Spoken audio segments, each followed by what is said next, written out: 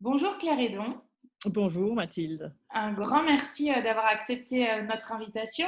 Vous êtes présidente d'ATD Carmonde. Pour nous, c'était très important d'entendre ATD Carmonde, l'association dans laquelle j'ai milité depuis pendant longtemps en plus, donc ça me fait d'autant plus plaisir. Parce que peut-être que vous pouvez commencer par expliquer ce que c'est ATD Carmonde pour terminer cette présentation et puis nous faire un point introductif sur ce que porte ATD Carmonde dans un moment très difficile qui aggrave encore les inégalités et qui appelle à être beaucoup plus vigilant encore et protecteur pour les plus pauvres du pays. Alors, un mot sur le mouvement ATD Carmonde. Effectivement, après, je veux bien vous faire un mot sur l'impact d'une épidémie comme celle-là sur les plus pauvres. Et puis, qu'est-ce qu'on demande pour la suite? Parce que je pense qu'il faut un vrai changement de société. Donc, on est un mouvement de lutte contre la pauvreté. On agit à 3 niveaux. Au niveau des personnes qui vivent dans la pauvreté pour qu'elles accèdent à leurs droits. Et je vais y revenir, hein, parce que la pauvreté, ce n'est pas simplement un manque de revenus financiers, c'est un non-accès aux droits essentiels. On agit auprès des politiques pour qu'ils changent de politique. Et puis auprès de la société, parce qu'on pense que nos politiques bougeraient si la société bougeait. Et là-dessus, on fonctionne majoritairement avec des projets pilotes dans le domaine de l'hébergement, avec un centre d'hébergement et de promotion familiale où on accueille une trentaine de familles et on montre les conditions du relogement. Il faut plusieurs années et pas simplement un hébergement provisoire pour que les gens s'en sortent. On travaille beaucoup sur la question du travail et l'accès au travail avec une entreprise solidaire qui est TAE, Travailler, Apprendre Ensemble, et puis avec tout le projet Zéro chômeur de longue durée, territoire zéro chômeur de longue durée.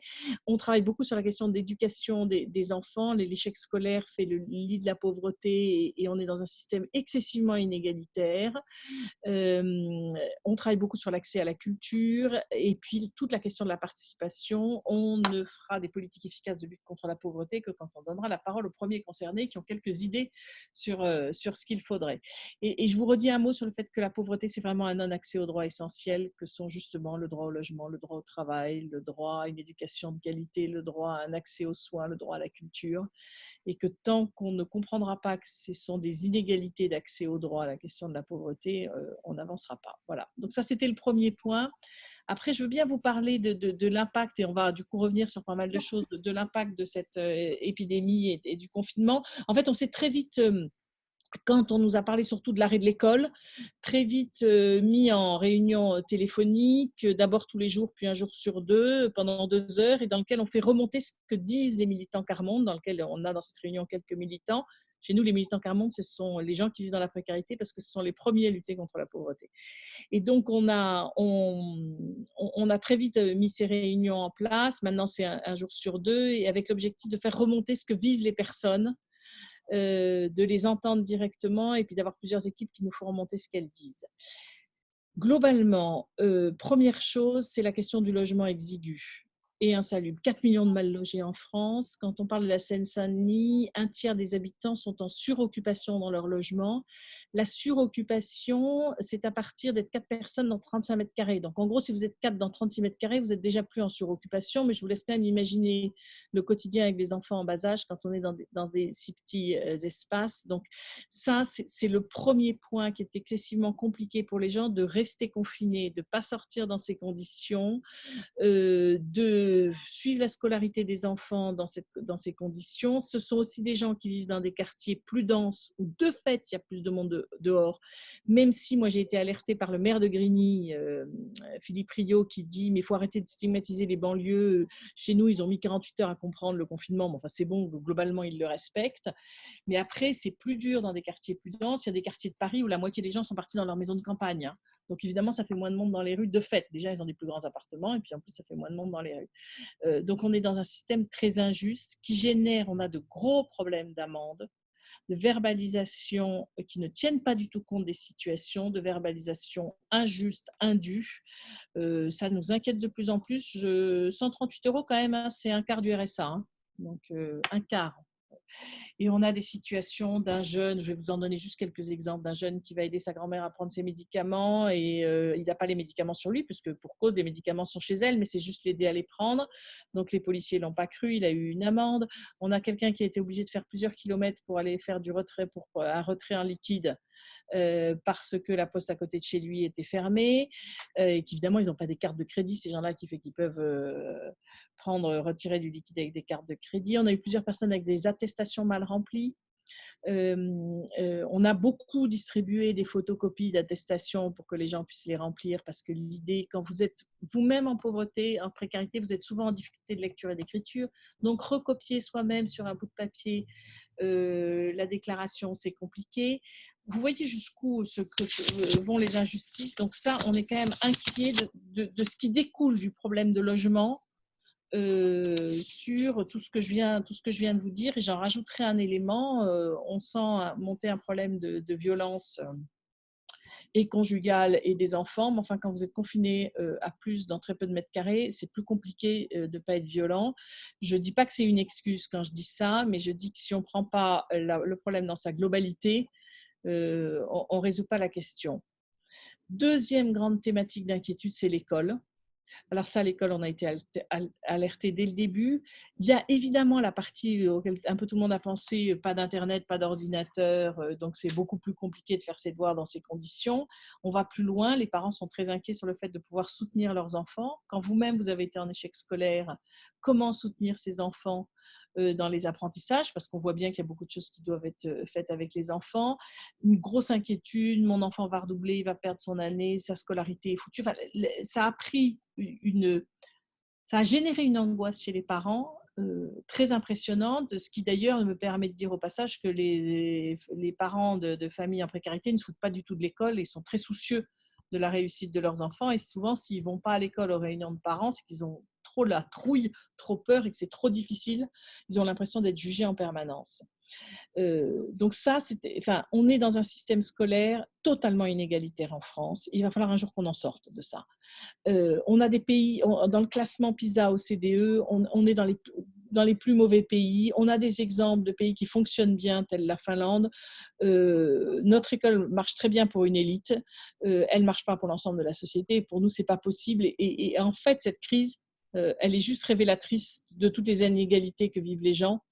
Celle du logement et celle de l'école. Donc, avec ça, il y a eu de magnifiques idées d'enseignants en REP et je trouve que ça, c'est important de le dire.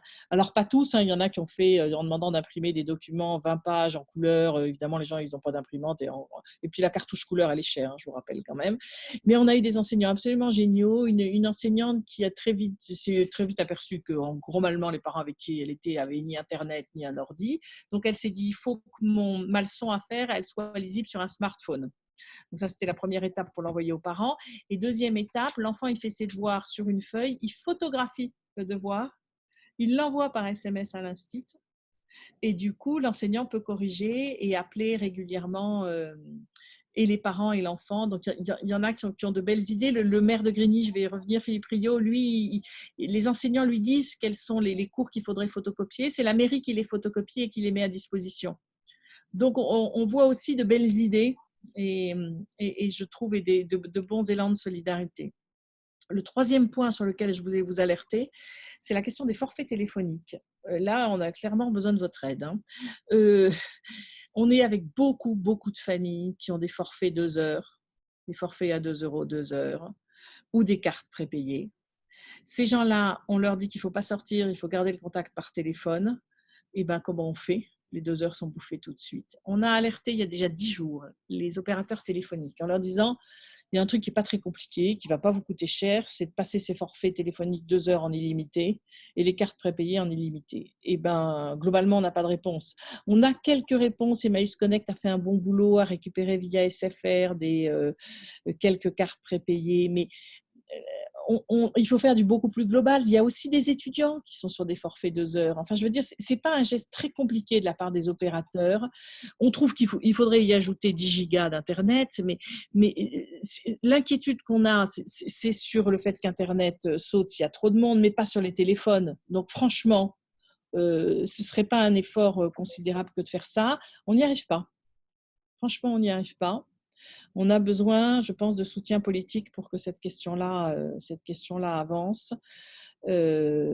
Parce que je trouverais totalement indécent que des personnes en situation de précarité aient des notes téléphoniques astronomiques et que le monde de la téléphonie fasse du bénéfice sur les plus pauvres, si on peut le dire un peu directement et un peu de façon crue.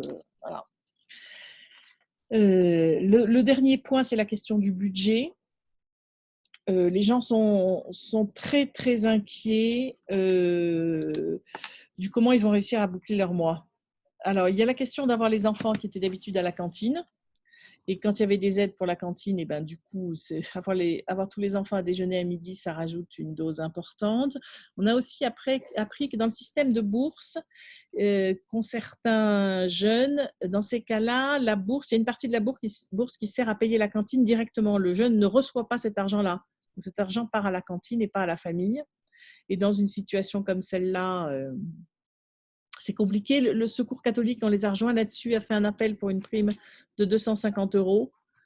Mais simplement, il faut faire ça rapidement maintenant. Alors évidemment, le gouvernement nous dit, mais on réfléchit, par quel biais on passe? Est-ce que c'est la prime de Noël? Est-ce que c'est l'allocation de rentrée scolaire? Est-ce que c'est le RSA? Enfin, on ne peut pas tourner autour du pot 20 000 fois et on peut se décider assez vite. Et là, il y a urgence. Et sur toute la question du budget, il y a aussi la question des ruptures de droit. Alors, le gouvernement a pris assez vite la décision de la poursuite, même s'il y avait encore des dossiers à remplir, de la poursuite des droits, mais il y a tous ceux qui étaient en changement de situation. Il y a des garanties jeunes qui ne tombent pas. Enfin, on a plusieurs situations où ça ne fonctionne pas. Et le fait de ne pas avoir maintenu un minimum d'assistantes sociales capables de répondre à ces questions, et dans les CAF et dans les mairies, je pense qu'on est sur des services essentiels, au même titre que la Poste. Et donc, je pense qu'on pourrait maintenir un peu plus. Et puis, alors, l'idée qu'ils vont tout faire par Internet, on en revient à ce que je vous ai dit tout à l'heure. Non seulement ils n'ont pas d'ordinateur et de forfait Internet, mais en plus, ils sont en immense difficulté de lecture et d'écriture. Donc, de toutes les manières, remplir leur dossier sur un ordinateur est très compliqué. Et ça, c'est important de le rappeler. Excusez-moi, je vais boire un peu d'eau. C'est important de le rappeler parce que la fracture numérique, ce n'est pas simplement qu'une fracture numérique de pas d'accès à Internet, c'est aussi une difficulté de lecture, d'écriture, de remplir des dossiers qui sont entre nous, même pour nous, parfois complexes. Hein. Donc de grosses inquiétudes, grosses inquiétudes sur le budget et en termes d'équivalent cantine et en termes de rupture de droit.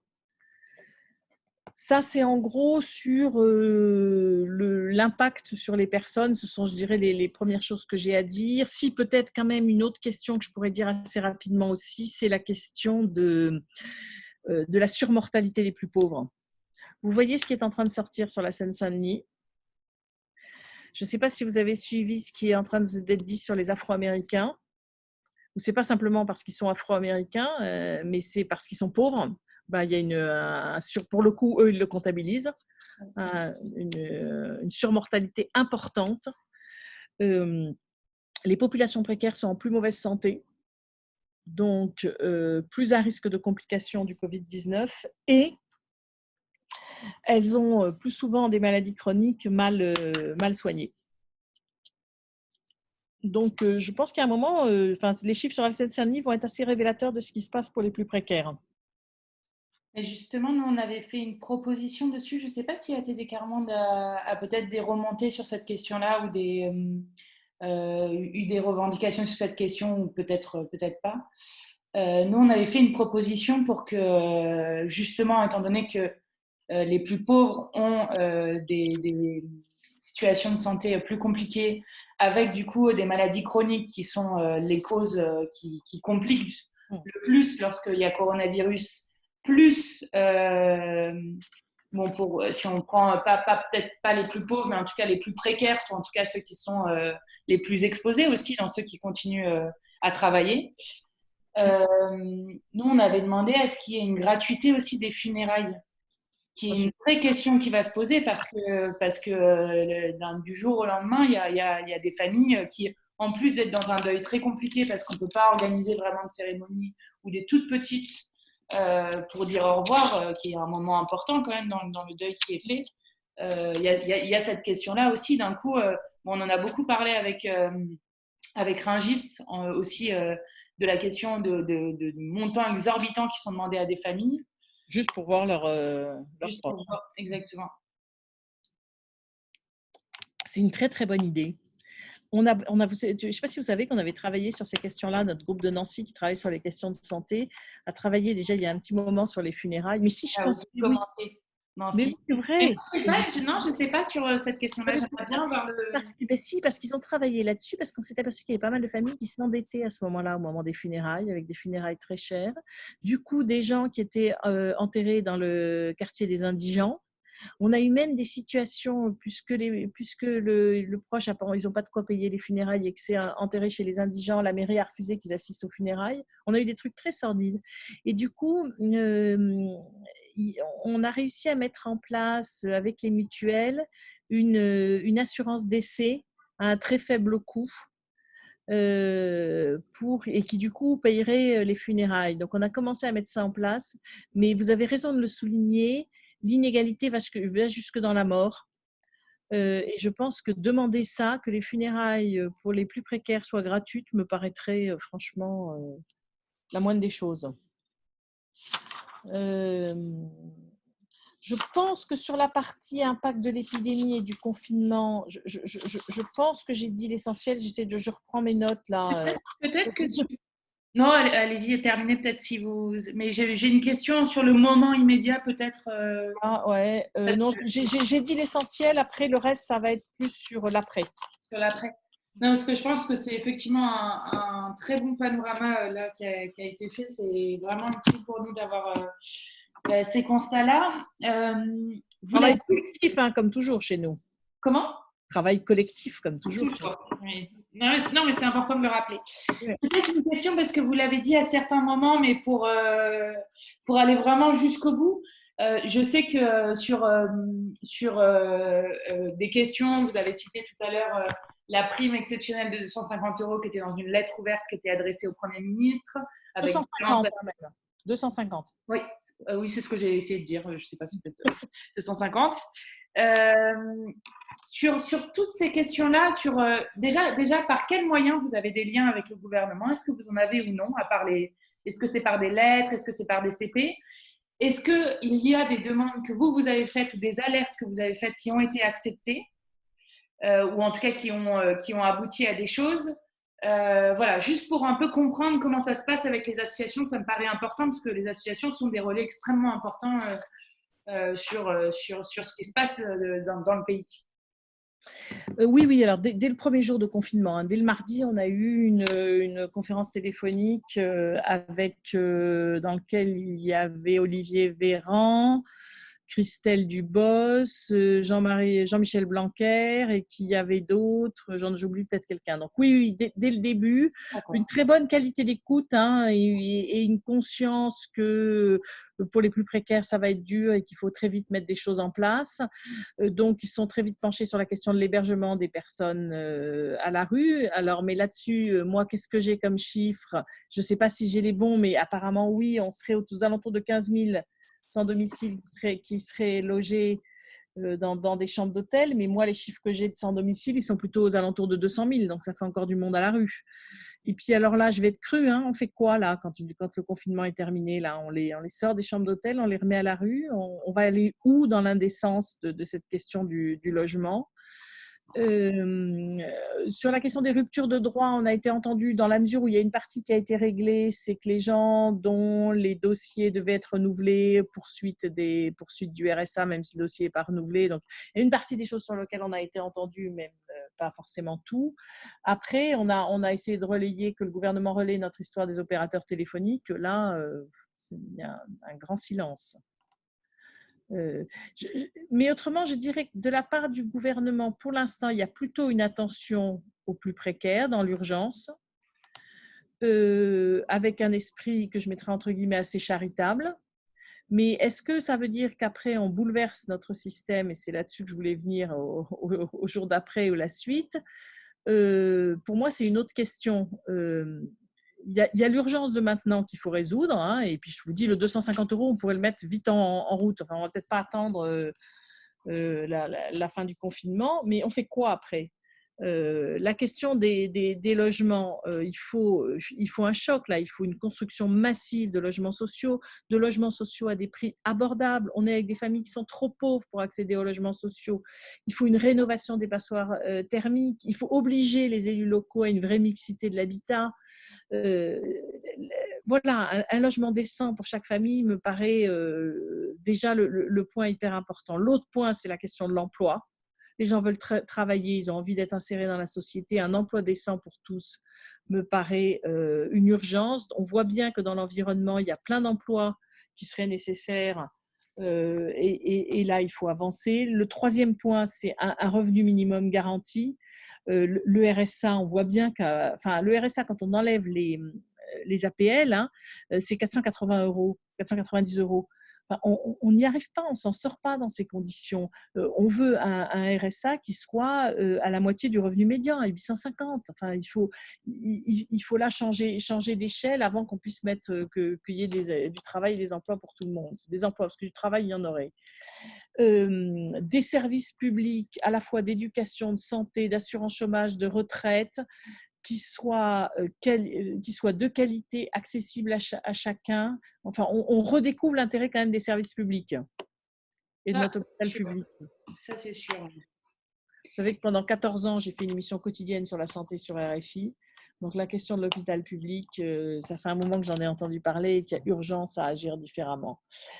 Et puis, le dernier point, c'est que c'est vraiment des politiques publiques qui soient menées avec les personnes en situation de précarité, la question de la participation, de les entendre, de faire avec eux et d'évaluer, on le redira, évaluer les politiques mises en œuvre sur les 10% les plus pauvres. Enfin, vraiment, cette question, on voit bien, mais je vous l'ai déjà dit, on va arrêter avec des stratégies de lutte contre la pauvreté quand derrière, on a une loi Elan qui ne prévoit rien sur le logement des plus pauvres, qu'on a une réforme de l'assurance chômage, on se donne bonne conscience pour pas cher, on n'a pas besoin de plan pauvreté. Moi, je vais jusque-là, hein, on n'a pas besoin de plan pauvreté. Par contre, on décide à partir d'aujourd'hui qu'on évalue toutes les nouvelles lois, toutes les politiques publiques sur les 10% les plus pauvres et comment on arrive à les toucher. Et là, on ira dans le bon sens.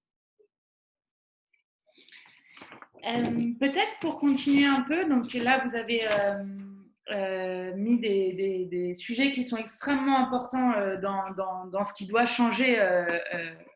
Dans ce qui doit changer. Et d'ailleurs, c'est pour ça que nous, on dit aussi que c'est important qu'il y ait des choses qui changent dès maintenant, parce que si c'est valable pendant la crise, alors ça sera valable tout le temps. Sur l'assurance chômage dont vous parliez, on parlait hier avec l'APES, qui est une association de chômeurs et de précaires, et on disait ensemble, mais en fait, si cette réforme, elle était si bien que ça pour aider les chômeurs et lutter contre le chômage, on l'aurait mis en place dans une période aussi difficile que celle-ci. Et finalement, on se rend compte que non, elle sert juste à lutter contre les chômeurs et pas contre le chômage. Et donc, ils sont obligés de la décaler. Et nous, on demande notamment son abrogation.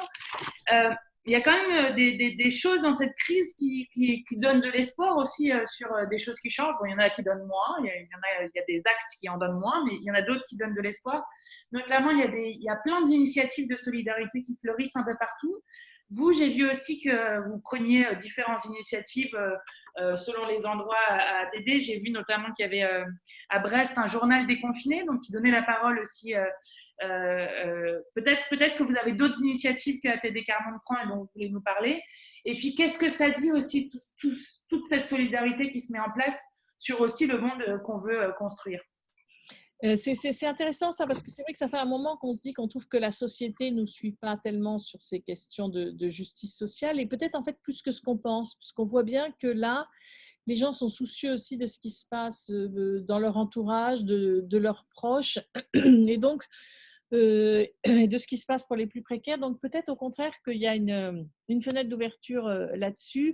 Oui, il y a eu de belles initiatives et énormément d'échanges téléphoniques. Hein, les gens se sont appelés entre eux, ont pris des nouvelles, et c'est aussi comme ça qu'on a pu si vite nous faire remonter ce que vivaient les personnes en situation de précarité. C'est parce que voilà, ils se sont tellement appelés entre eux que ça a bien fonctionné, et on arrive à avoir des infos.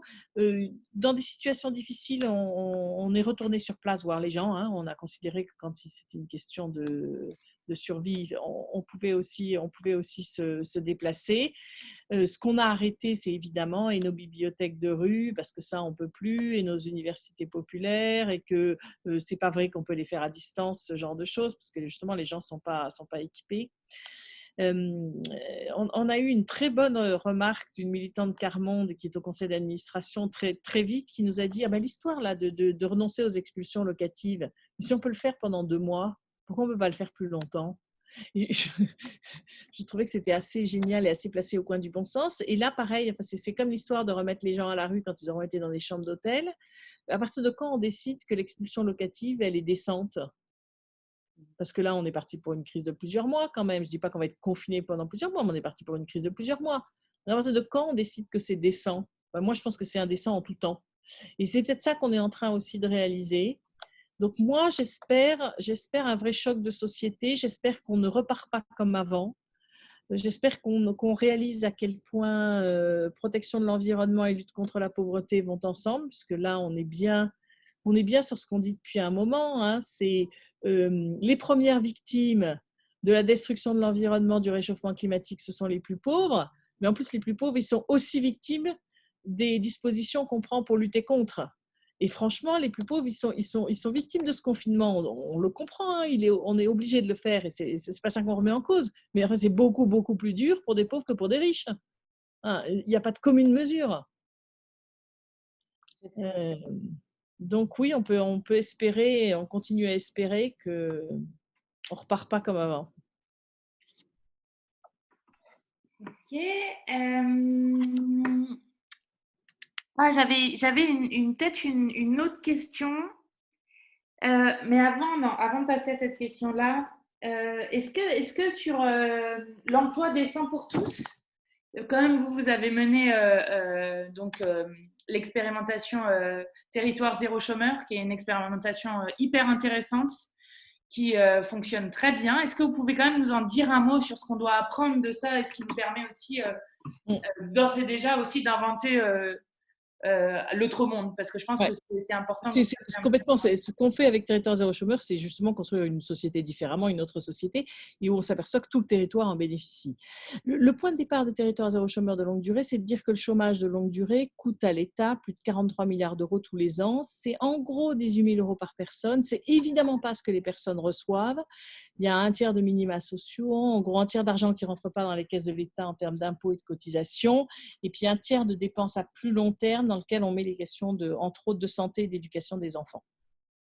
Et donc l'idée, puisque ça coûte ça, on dit à l'État, donnez ça à une entreprise à but d'emploi qui va embaucher tous les chômeurs de longue durée d'un territoire et donner cette aide par poste de 18 000 euros pour des travaux utiles à la société qui n'ont pas suffisamment de valeur marchande. Parce qu'on est tous d'accord pour dire qu'on manque d'emploi, mais on ne manque pas de travail. Et on le voit bien en ce moment. Il y a plein de travaux d'aide à la personne qui ne sont pas suffisamment remplis et plein de travaux dans la protection de l'environnement, le recyclage, le traitement des déchets, le maraîchage bio et toutes ces questions-là qui ne sont pas suffisamment faits. Et donc, la loi est passée en 2016, 10 territoires ont été sélectionnés, des petits territoires, 5 000 à 10 000 habitants, des entreprises à but d'emploi ont été créées, les chômeurs de longue durée ont été embauchés. Où on en est aujourd'hui? On prouve que les gens veulent travailler. Il y a un engouement pour ce projet de la part des chômeurs, donc on fait tomber une idée fausse, ils préfèrent profiter des aides sociales. Donc ça, c'est pas vrai, ils veulent travailler, mais aussi pourquoi? Parce qu'en fait, on vit beaucoup mieux avec le SMIC qu'avec un RSA. Et ils le disent tous, d'ailleurs, il y a des territoires où les banques alimentaires ont fermé, du coup, parce qu'il n'y en a plus besoin. Et où il y a des supérettes qui ont réouvert, parce que du coup, les gens ont un pouvoir d'achat pour acheter. Donc ça, c'est un engouement et le territoire en bénéficie. Finalement, les emplois, on les trouve. On voit bien qu'il y a beaucoup d'activités pas suffisamment rémunératrices qui seraient utiles pour le territoire. Je pense à Thiers qui a mis en place des taxis à 1 euro. Alors, ils ne prennent pas du tout du boulot aux chauffeurs de taxi parce que c'est des gens qui, de toutes les manières, n'auraient pas pris de taxi. Mais au moins, ils ont une forme de mobilité pour ou aller faire leurs courses à un endroit ou emmener une personne chez le médecin. Et donc ça, c'est vraiment intéressant. Et on voit bien que le territoire, l'ensemble du territoire bénéficie d'un projet comme celui-là. Après, je vais être honnête, tout n'est pas rose. parce que vous imaginez bien qu'une boîte qui démarre et qui d'un seul coup passe à 70 personnes en un an, avec des gens en grande difficulté, on demande à des chefs d'entreprise d'être à la fois des DRH pour accompagner ces personnes, de savoir aller trouver du travail, des activités pour l'entreprise, de les développer. Donc, on demande quand même à des chefs d'entreprise là d'être des multicartes. Voilà. Donc, c'est pas simple et on n'est pas encore à zéro chômeur sur les territoires. Il y a encore des gens qui sont au RSA sur ces territoires, qui n'ont pas osé passer la porte. Parce que nous, on sait que la grande pauvreté, c'est se dire ça, ce projet, c'est pas pour moi, j'en suis exclu, on veut pas de moi et je m'enferme chez moi parce que j'ai honte, parce que le regard que me renvoie la société, il est quand même, qu'est-ce que vous avez raté pour vous retrouver dans cette situation-là? Ne nous leurrons pas sur l'inconscient collectif là-dessus. Et donc, les gens le ressentent et ont honte. Donc, on n'est pas encore à l'exhaustivité, on n'est pas encore au zéro chômeur. Et ça nous pose la question aussi du montant de l'aide. C'est vrai qu'on est parti sur le 18 000 euros. En fait, on s'aperçoit que ce n'est pas suffisant. Et surtout, nous, ce qu'on dit, mais qu'est-ce qu'on cherche à tester dans cette histoire? On cherche à tester sur un territoire si on peut avoir zéro chômeur, si on peut, ce droit au travail qui est un droit, est-ce qu'on peut le permettre à chacun d'y accéder? Et donc, peut-être que dans certains territoires et au début, ce 18 000, il doit plutôt être 22, 23, 24 000. Je ne sais pas, mais moi, on ne cherche pas à tester le 18 000 euros, on cherche à tester un territoire sans chômeur. Et probablement qu'au démarrage, il faut une aide plus importante et que petit à petit, on pourra baisser cette aide. Mais si vous voulez, dès la deuxième année, cette aide a été baissée, elle est passée de 18 000 à 17 000 et quelques. C'était pas raisonnable, c'était pas le moment, ça a abouti à bloquer des embauches et le gouvernement nous a promis une deuxième loi. Alors on comprend que là le calendrier est un peu perturbé, mais oui, une deuxième loi, mais dans quelles conditions? Et ça, c'est un point qui nous paraît, très, très important. Dans quelles conditions et dans quelles conditions financières pour chaque poste. Puis il y a une bataille d'ailleurs autour de la reconduction aussi de tout ça, non? Alors, honnêtement, je pense qu'on va l'obtenir. Ce qu'on entend, c'est plutôt 40 à 50 territoires. Parce qu'on est encore en phase d'expérimentation. Il faut juste là, 10 territoires, ce n'est pas suffisant pour expérimenter. C'était bien au démarrage. Il faut maintenant plus de territoires, donc passer à une cinquantaine. On aurait préféré 100, mais une cinquantaine, ça peut encore à peu près aller. Mais toute la question, c'est dans quelles conditions et avec quelles conditions financières. Ça, c'est parce que autrement, on risque encore de passer à côté des plus pauvres. C'est l'éternel truc. Hein. C'est pour ça qu'on répète qu'il faut évaluer à partir des plus pauvres. Si dans un projet, vous arrivez à toucher ceux qui sont le plus exclus de l'emploi, là, ce sera un bon signe qu'on peut réussir. Tout à fait. Puis pour le coup, là, quand même, ce qu'on voit dans le coronavirus, c'est quand même qu'on a un gros problème d'avoir laissé le marché faire sur plein d'emplois qui sont socialement, écologiquement utiles, voire vitaux parfois, on s'en rend compte maintenant, et de ne pas avoir développé ces emplois-là dont on manque, et en plus d'avoir quand même les gens la majorité des gens qui vont au boulot aujourd'hui sur les emplois vitaux sont quand même ceux qui sont les moins bien considérés, les moins bien rémunérés de la société. Donc, il y a des vraies questions à se poser, je pense, autour de ça, de l'utilité sociale d'un emploi, du droit au travail qui est inscrit et qu'on ne respecte pas. On appelle ça la garantie à l'emploi, mais ouais, il y a des vraies questions autour de ça. Donc, merci de nous avoir fait un bilan de ça, parce que je pense qu'on en reparlera à l'Assemblée, que c'est vraiment important comme initiative. Peut-être une petite dernière question. J'ai profité que vous avez quand même une double casquette. Donc, vous avez parlé au tout début. Vous êtes aussi journaliste à RFI. À votre avis, quel doit être le rôle des médias dans la crise que nous traversons? Je suis RFI là d'ailleurs, hein, parce que du coup, moi je dis que j'ai la chance de venir sur place et en plus de venir à vélo. Donc ça, c'est quand même une chance. On s'est tout de suite dit à RFI qu'on a un vrai rôle à jouer dans une crise comme celle-là. En plus, RFI, on émet en français dans le monde entier, mais de fait, notre auditoire est majoritairement en Afrique, à plus de 85% sur le continent africain. Et que là, on avait un devoir d'information absolument capital et on a tout de suite voulu jouer notre rôle à la fois. Alors moi, je suis directrice des magazines, hein, donc des programmes, à la fois côté info et côté programme. Et effectivement, côté programme, on a voulu absolument maintenir des émissions émissions clés qui sont Appel sur l'actu qui donne la parole aux auditeurs, qui est Priorité santé derrière. Et on a réussi à remonter là, on était très contents, mais parce qu'en fait, celle qui le faisait était malade au début, donc on a mis 15 jours avant de pouvoir redémarrer.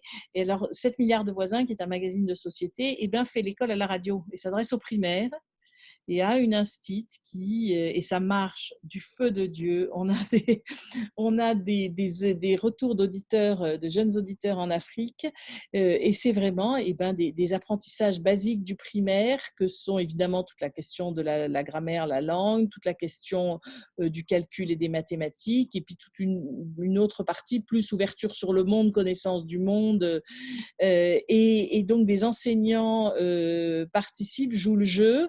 Voilà, je pense qu'on a, enfin, moi j'ai toujours pensé qu'en tant que média, on avait aussi un rôle éducatif. On n'est pas simplement là pour cracher des infos, on est là aussi pour donner du sens.